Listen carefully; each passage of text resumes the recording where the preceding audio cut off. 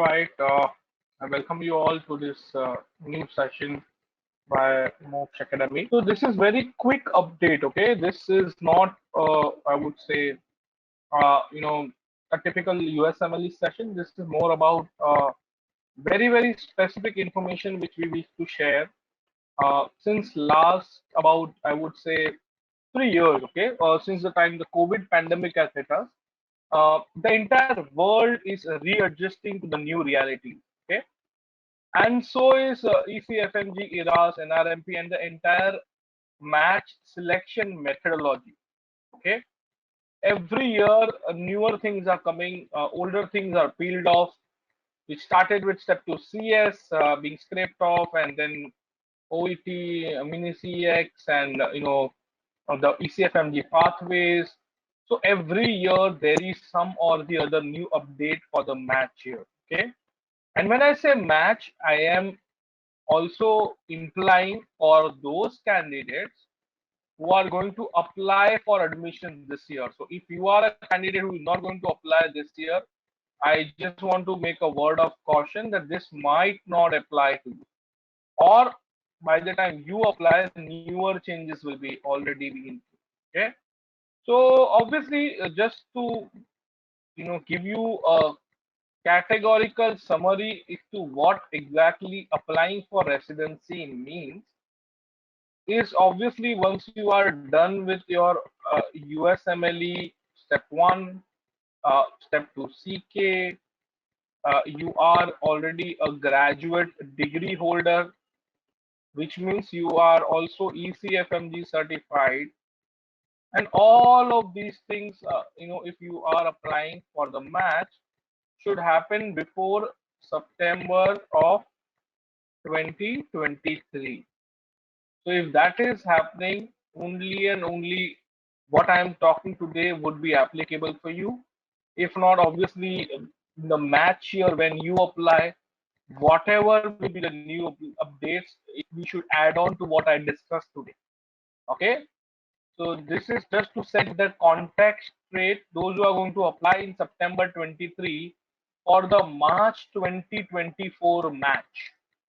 Matching happens every year in the month of March. So I am talking about March 2024 match. What are the new regulations and what are the changes? Okay. So that is why this webinar is very specific in nature. All right. Obviously, those who have questions, feel free to type in and I'll be more than happy to answer. All right. So great. So let's begin the discussion. Obviously, any questions you have, feel free to ask. The first point, obviously, I just want to make a disclaimer that USMLE, FSMB, ACGME, Match, ERAS, these are individual bodies, and obviously, MOKSH is a separate entity. And we just want to make a disclaimer that whatever I discussed today is my own opinion on the recent changes. Okay. Obviously, we still have to wait for the guidelines and official confirmation, but what I imply from the changes for IMG, that is what I have talked about, in the next few slides. All right. So just to make it clear, this is not something, official position of any of these bodies. All right. Perfect. So I once again welcome everybody on the MOKSH platform.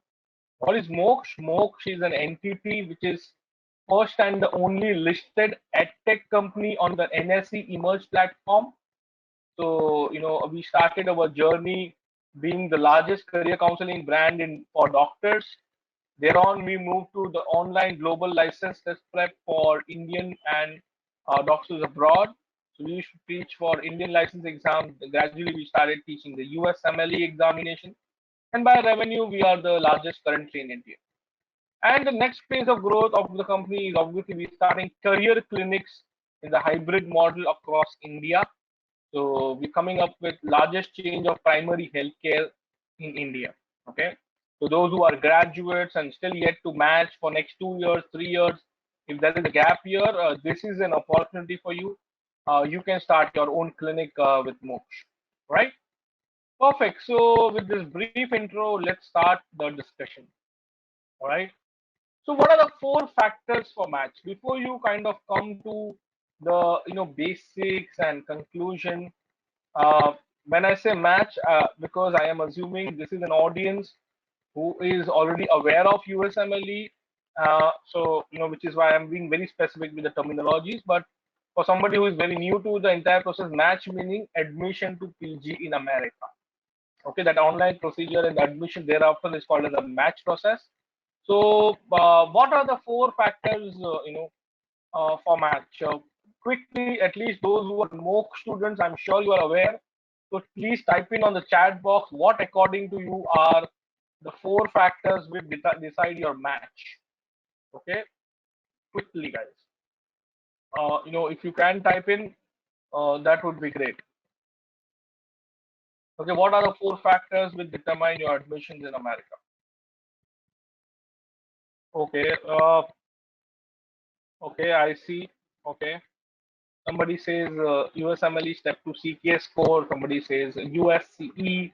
Somebody saying research. Okay. What other factors? That is good. hmm Volunteer activities. Okay. What else? LOR. Okay. hmm FMG. Vishnu, FMG is nothing to do with USMLE. FMG is on its own in a license exam for license to practice in India. Okay. So clinical experience, not clinical trial. Okay, clinical experience and clinical trial is two different things, Trisha. We're talking about clinical experience in America, not clinical trial. USMLE, absolutely yes, absolutely yes. CV, perfect, perfect. Yeah. So on a very broad position, because you are talking about specifics, paper and poster presentation. Broadly, if you were talking about your first and the foremost is MSPE. That is your medical school performance evaluation. What did you do in your med school? Comparative scores of your anatomy to surgery to medicine to pathopharma compared to your peers, class highest, class average. Basically, your overall medical school journey. So that is your first factor. Okay. Second, obviously, is USMLE. Okay.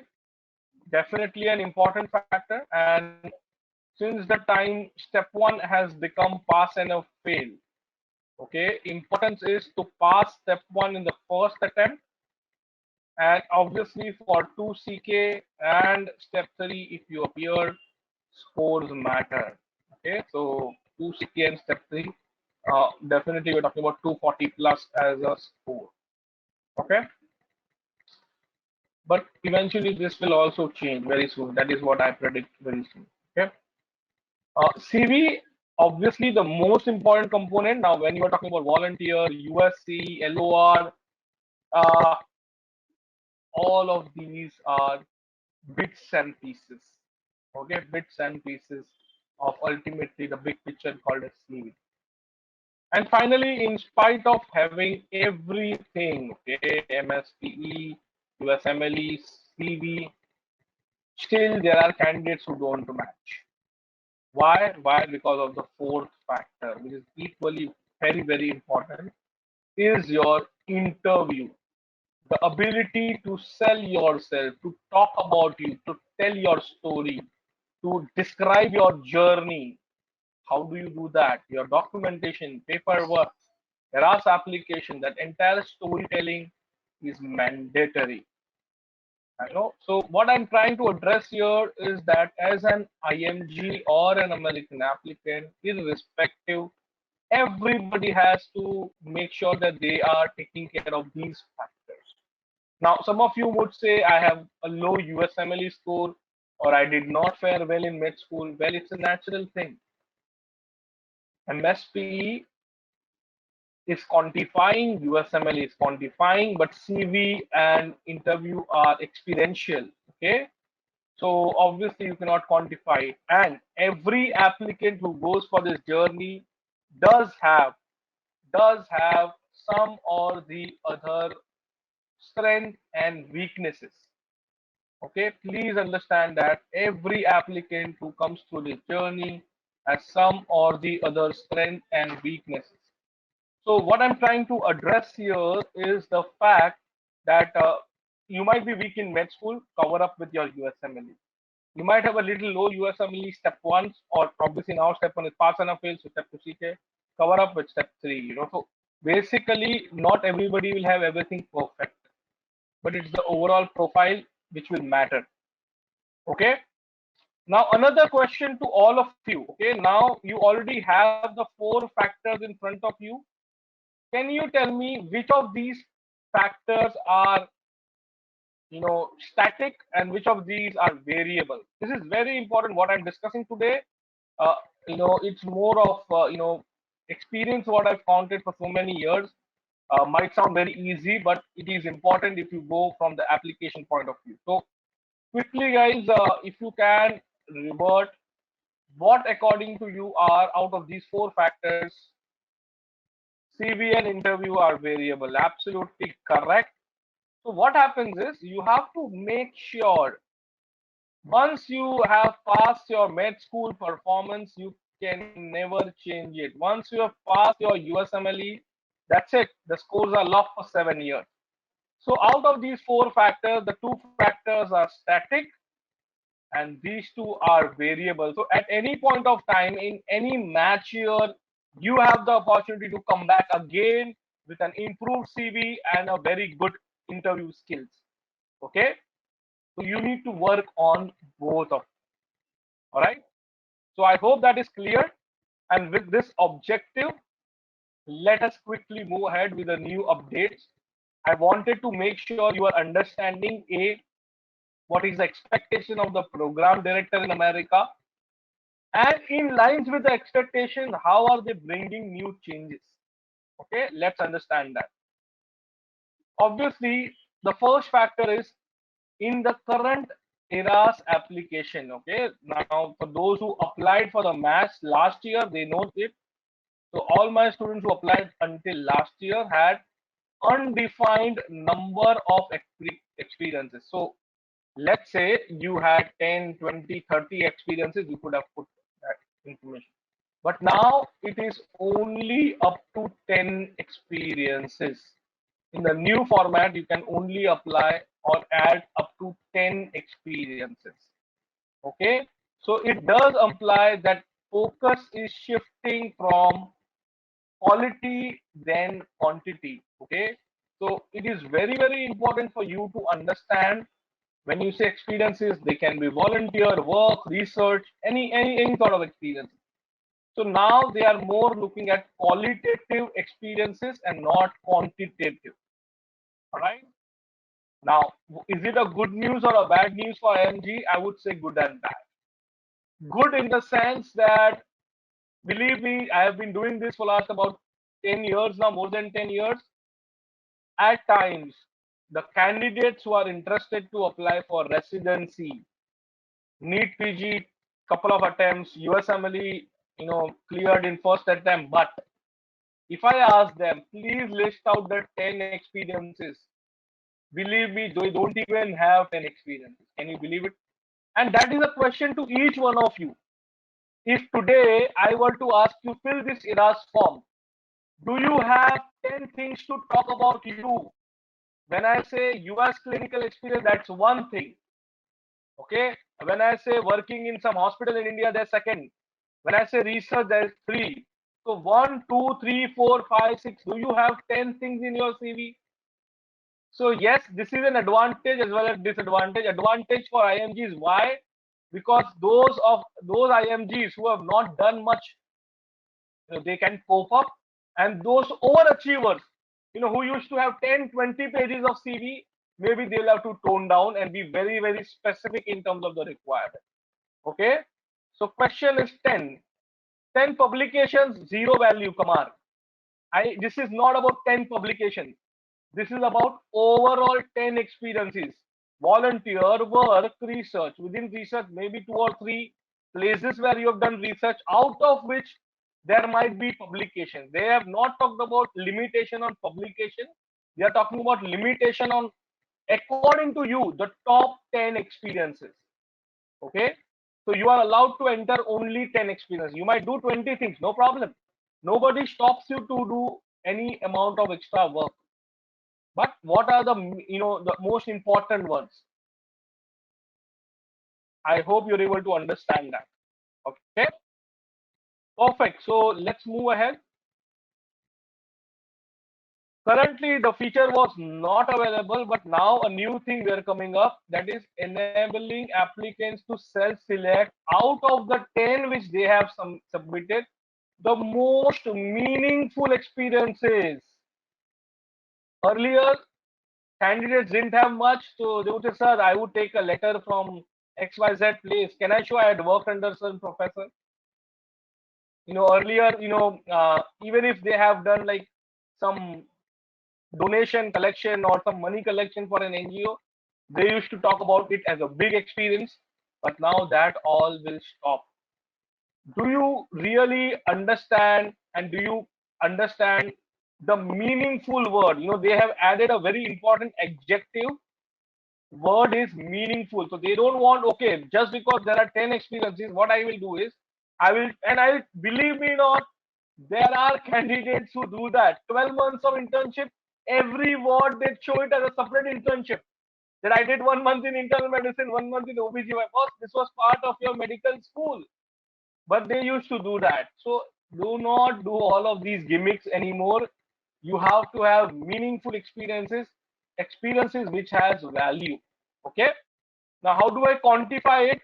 I again quantify it in terms of the previous experiences. So, as on last year, if you understand the survey report, what the ecfmg and nrmp did, obviously varied different variety of experiences, but experience can be, let's say, working with a particular NGO with for let's say teleconsultation during COVID, or it can be a US clinical experience in Mount Sinai, or it can be working in some hospital.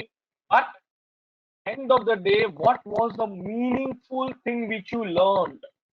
So whether did you learn teamwork and leadership out of it, empathy and compassion out of it, critical thinking and problem skill out of it, communication, cultural humility, self reflection, resilience, and adaptability. I mean, that's the best thing an IMG, especially somebody living in India, talk about. The kind of condition with the scarce resource, the way we work in med schools in India, obviously you have mastered the art of resilience and adaptability. Reliability and dependency, ingenuity, and ethical responsibility. So, what was the outcome of your experience? Was it I paid some $2,500? I went there, I sat in that clinic, end of 4 weeks, I got a LOR. No, that story is over now. Did you learn something out of the experience? Will matter, will absolutely matter now. Okay, so I will definitely take the questions at end, because I've been informed there are a lot of students, who have questions now. So I'll be taking all the questions at the end now. All right. Perfect. Next, obviously, we talk about collect limited descriptive information about each and experience, whether it's a position, organization, time frame. Now, those 10, they become very important, so will be more descriptive. What was the designation, organization, how big or small the organization, time frame, location, most importantly, frequency of participation. So all those who took fundraising for an NGO, if it was a one-time activity, then they will value you accordingly. Or if it's a daily activity, weekly, monthly, quarterly, important. So that will show whether that experience really had an impact, or it is just for your writing. So they are making sure they are adding the component of proper storytelling and meaningful experiences. All right. Moving ahead. So why this is important? Because again, in which domain were you working? Okay, whether it was medical education, community and outreach, clinical science, were you involved in working in some rural area where you are improving access to healthcare? Were you working in the field of music, aesthetics, art when it comes to volunteer experiences? Were you working promoting wellness with an NGO, promoting wellness amongst maternal health or maybe for malnutrition campaigns with the government? Were you involved with some public health campaigns with the government, let's say menstrual hygiene camps or AIDS awareness camps? Social justice and advocacy, were you part of some advocacy group? Not just some Twitter warrior, but actually you did work on the ground. Basic sciences, how what kind of work were you involved in terms of basic sciences? Healthcare administration, were you involved with quality improvement, customer service, and tech? I know a lot of students during pandemic did join these tech apps and they were doing teleconsultation. A lot of them after their graduation do work as virtual scribes, so they understand the EMR records and things like that, the way it works in American system. So how in depth are you aware of the American system, or how aligned you are to the goals of the program, and are you the candidate which program looks at, or I possibly will be looking at? That is what they want to know more. So they are trying to understand you as a candidate. Okay. Then obviously, currently not available, but now they will allow applicants better define experience type as volunteer, work, professional organization, hobby to align with their mission. Very, very important. I always say it is like a match. Match is nothing like, two people getting into a relationship. Each one finds the pros and cons of the other party, sees what are the commonalities, and if there is an interaction, only then there is a match. Otherwise, obviously, each one finds a new mate. All right. So it is almost something similar. So right now in the current domain, what they are understanding is what was your previous experience? Where all were you involved with?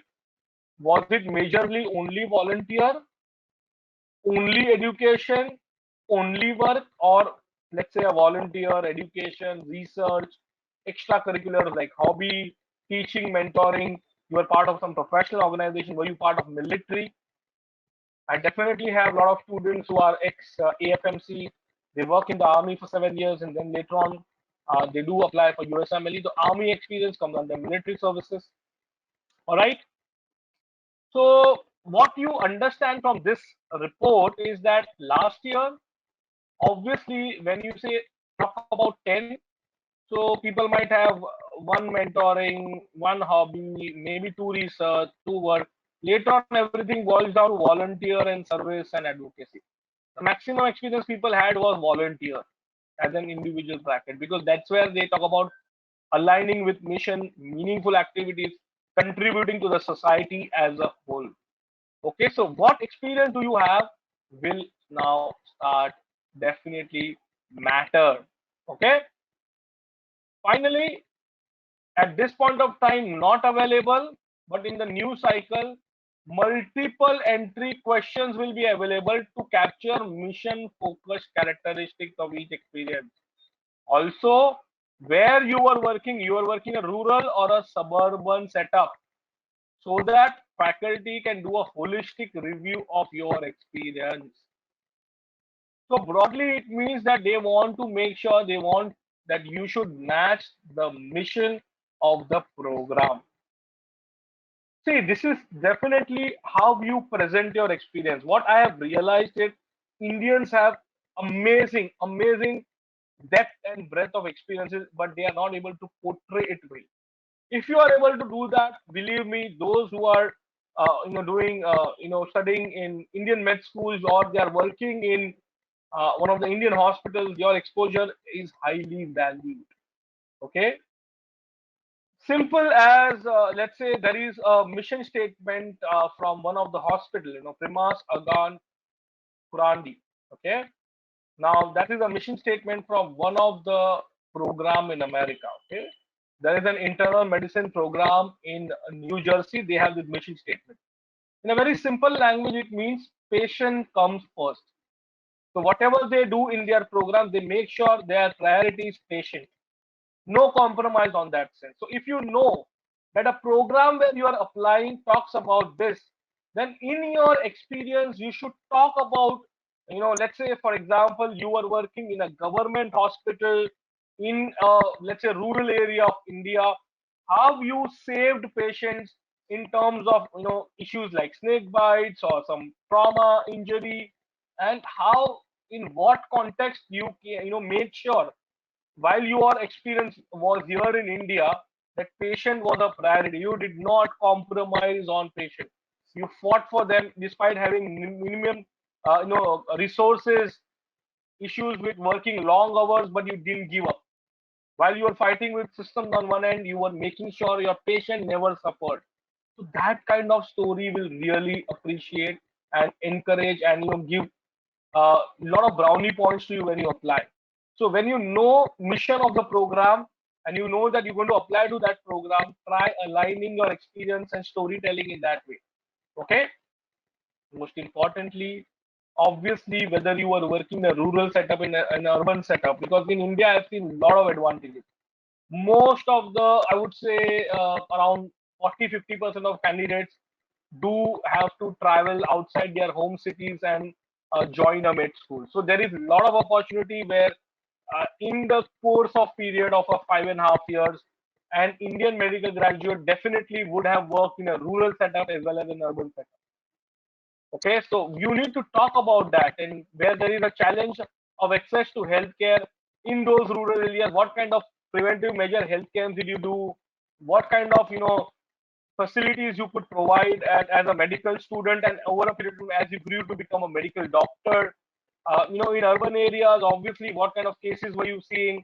So the sheer size of bed sizes, like say a 500 bed or 750 bed hospital, what you call in India, is a huge setup in America.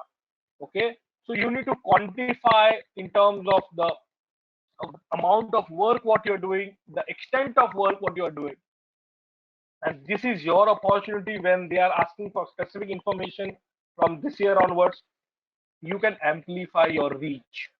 You can make sure this you utilize as an IMG to your advantage. All right. And obviously, undefined experience description field. Last year, there was undefined experience field. Now, they want short description, focus on critical information like the role, responsibilities, context for experience, and why did you enter that experience? What are you trying to convey to the program? Okay. Now, here I have a message for each one of you. Please understand, there are broadly, when you are framing your CV or drafting a CV, three types of CV. One is an academic CV. Many a times we see CV of a professor and we get scared. 5 page, 10 page of CV. Why? Because they talk about research applications, research publications, poster presentations, work in the med schools. Obviously, their academic CVs are long, really long. Okay, because they could include everything that is relevant, because for academic position, funding, grad school. But when it comes to applying for residency, what you require is a hybrid CV. So you have to be flexible. At the same time, you put the information that is relevant, and that is not as long as an academic CV, but not as short as a resume. I see at times, people putting one pager or a two-pager CV. Well, at that time, at sometimes for residency, it's not enough. Okay, you need to talk about the academic and research achievements. You talk about job-related experience, accomplishment, volunteer effort. Very important. And third type, obviously, is the resume which one forwards when they are applying for a job. Typically, maximum 2 pages, very specific information. When you change jobs, when you apply for jobs, then at that time 1 pager is enough. So what I'm trying to address is your ERAS CV will not be as long. That was the challenge. The reason why they have changed a lot of things, because there were candidates on the extremes. There were candidates who were posting their academic CV, and there were candidates who were posting resume, and there was a lot of deviation here, and that created a lot of challenge. Okay, so which is why now they want to make sure that you are defining things in a proper way and making sure your CV talks about you, talks about your journey, trials, tribulations, and also your achievements and accomplishments. Okay, so they want to know your story as a whole. I hope you are able to understand it. Obviously, I'll pick up any questions you have at the end. And finally, they are talking about geographic information. Well, as an IMG, you should not worry about that much. Okay, they want specific information like a country, state, city, postal setting on all of these things. They're also capturing option to share geographic preferences with program, different regions and different settings. So geographic information you can share with programs, but believe me, as an IMG, this might not have much of an impact, but it does matter for candidates who are already living in American geographies, what part of the country they are living in and where they're applying. As an IMGs, we are flexible. Obviously, we have preference of IMG friendly locations or places where we have done our clerkships or rotations or our research activities. Otherwise, we are very flexible. So geographic information now they want it very specific. At the same time, as an IMG, I don't see much of a challenge here because you will be definitely flexible about where you get matched, except for like some programs where maybe weather is not suitable to you. That might be an exception. Otherwise, across the US, geography might not be an issue for an IMG. From an IMG perspective, I didn't pick it separately because these two factors might not play a very big role, right? So that brings us to the end of the new changes that have come. But in a broad sense, if I talk about, do not forget the thing which I mentioned at the start.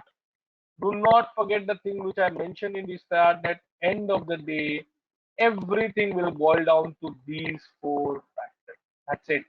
Your MSP, your USMLE, your CV, and your interview. Okay. How can we apply for AFMC if I am doing MBBS from foreign? You cannot, Nirupama. I thought, okay, great. What are the questions you have? Anybody has any questions? If there are no questions, obviously, this was, as I said, a very short but very important session talking about the new changes which have come in the system. Okay, but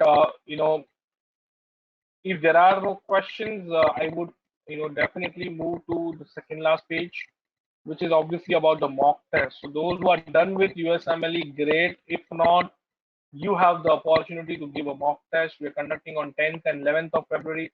We did a session yesterday. We have a session today. You can reach out to the MOKSH counselors. You can give your mock, and there'll be a live review happening between 13th to 20th Feb. So connect with the MOKSH counselors, and they will lead you through this. Okay. And in future, if you have any questions, you have our email ID, usmle@moksh16, or our WhatsApp number.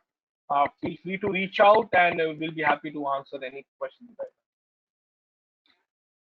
Wow. What is the timeline to apply? Usually, the timeline is very, very simple. Every year, the match cycle starts in the month of September. Okay, you get your ecfmg token somewhere around June, July, and then once you get your token, you can start filling up your forms. In September is the deadline to apply. Until last year, there were two applications, a main application and a supplementary. This year, they are, it is a projection that we might merge main and the supplementary application. We still require clarity and announcement from them. So somewhere around September 15 is the match application. That's when it opens, and program deadlines are different. Some have September, October 30th, November 30th, but usually IMGs apply within first 2-3 days of your application opening. Okay. Then October to November, December, January, almost Jan and Feb first week, the interviews happen. Feb is the deadline in terms of your, filling up something called as rank order list. So Feb to March, entire February month is given to fill up the rank order list. Then in the month of March, the matching process happens where if you like a program likes you, you have interviewed there, and if you rank them higher, program ranks you higher, that's when the matching happens. Okay. So I do a separate session on USMLE, match, pathway.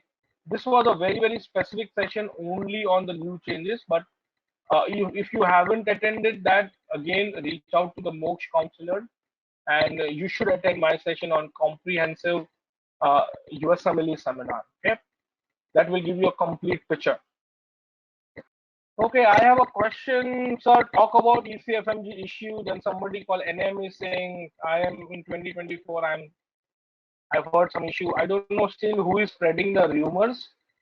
That there is no issue as such ECFMG 2020 except for some NEET PG coaching class owners because they don't know how to teach USMLE. So obviously they talk about that USMLE band ho gaya, but nothing of it happened. So those who are still talking about ECFMG 2024 and falling prey to the rumor, my only advice will be you can go to MOKSH Academy YouTube channel. This is a very old story, a stale story now. So I don't even like talking, but still, for those who want to know, you can go. This rumor is not new, FYI. This is a very old rumor. So there is a very old video of mine, ECFMG 2024, and the rumor about that. A solution, I've already defined it out here. NMC is already part of the FYI. I don't know how many of you know, but NMC has already for it, and NMC will definitely very soon get. At the time of publishing this video, NMC had not even registered, but at that point of time, I had predicted do not fall prey to rumors. Do not fall prey to rumors because, yeah, this is the video. Fake news. They had spread on Reddit that USML India after 2024, nobody can write, USML. Anybody from India. But that story is over. And at the time when I talked about this video, I am proud to say that NMC still had not registered, and I predicted it. I had predicted it that absolutely not to worry, and USMLE is definitely not to worry for Indian medical. And I'm proud to say now that with World Federation of Medical Education, we already have Indian NMC was applied it. So you don't have to worry about it. 27% of physicians in America are from India origin. So they would not lose out India as a partner. So just for your information, India has already applied. It is in due for getting the recognition. So not to worry, not to believe on fake news. Yes, what you can do is prepare and study. What happens is candidates, especially those who are very lazy or those who are not motivated, just because their friend prepared for USMLE, out of jealousy and I don't know what, they try to dissuade them. Are USMLE to band hone wala hai. Rather than doing all of these things, stay focused, stay, especially now with announcement of next exam, for those who are not taking USMLE seriously, all the best. That's all I can say because the guarantee that if I pass all for 4 years of MBBS and I'll become a doctor is over. The guarantee of that becoming a doctor is over now, unless you are going to clinically understand concepts, application. The new next will make sure you don't have a license to practice if you are clinically not strong. So those who are in first, second, third year, if you are not preparing USMLE style, believe me, it's a big challenge. You need to learn integration. You need to learn solving patient cases because that is the next exam is going to be. All right. Perfect. Perfect. Perfect. All right. So now, we do travel across India. I've been, in fact, I'm doing an India tour right now. So I was in Gujarat, last week for the USMLE seminars. We did seminars in a couple of med schools. In the coming week, I'm expected to travel in southern cities in Maharashtra. So those of who you wish to conduct or want that we should come to your med schools, you can again write to us because what we do is something called as career planning workshop in the medical school. So you can reach out to your dean or your NMC coordinator and let us know, and we'll be happy to conduct a similar session in your college as well. We have done since 2017 almost 348 such workshops, right from Government College Jammu to down south in Kerala, to colleges in west to east to Sikkim, Manipal, every med school, which where we do know that they are ECFMG approved or candidates are really interested. from the US family perspective. All right. So if you want for this academic year, we should visit your campus. Do inform us, do inform your medical school, and we'll be happy to be there. Right? Perfect. So anybody else has any questions? Faisal, I think we can do a one-on-one after this. I believe you're a MOKSH student, so we can definitely reach out to us separately, and we can do a one-on-one where I can talk about this in detail. All right. Regarding volunteer experiences, again, an incentive which I can give to each one of you. Volunteer experiences are very important, and one incentive for each one of you. Usually I see that not many students are, very keen on doing volunteer experiences. So I've incentivized many of you. So I'll show you how. But before I do that, I would want to ask one question, and then we will pick up the question of volunteer experience. I'm assuming if I ask a similar question and if I change it to Facebook or an Instagram, the answer will be 100%. Okay. But unfortunately, I don't blame you. I visit medical schools and everywhere this is the situation.